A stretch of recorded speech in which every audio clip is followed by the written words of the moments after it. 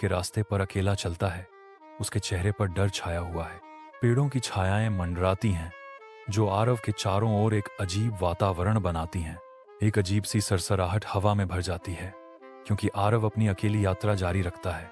जंगल के हृदय में एक भयावह छाया घने पत्तों से निकलती है जो आरव को निशाना बनाती है। आराध्य की तीखी चीख रात में गूंजती है क्योंकि छाया हमला करती है। एक भयानक परिवर्तन शुरू होता है। आरव की आंखें लाल हो जाती हैं और उसके दांत घातक नुकीले दांतों में बदल जाते हैं। आरव दर्पण के सामने जम गया। उसकी आंखें अजनबी को देखकर डर से चौड़ी हो गईं। उसके हाथ कांपते हैं क्योंकि वह आगे बढ़ता है। उंगलियों के सिरे धीरे से उसके बदले हुए चेहरे की रूपरेखा का पता लगाते हैं। मुश्किल से सुनाई देने वाली इनकार की फुसफुसाहट उसके होंठों से निकलती है, यह मैं नहीं हूं। क्योंकि वह पहली बार अनाया को देखता है। अनाया एक बेंच पर बैठती है।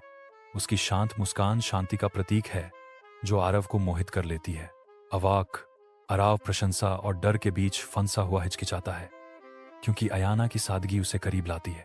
जैसे जैसे शाम ढलती है, आरव और अनाया एक बेंच पर बैठे हैं।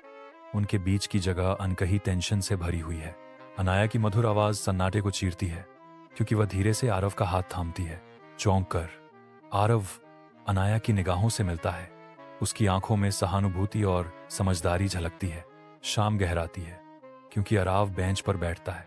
उसकी आंखें अचानक एक अशुभ लाल रंग चमकती हैं। अराव अयाना से पीछे हट जाता है।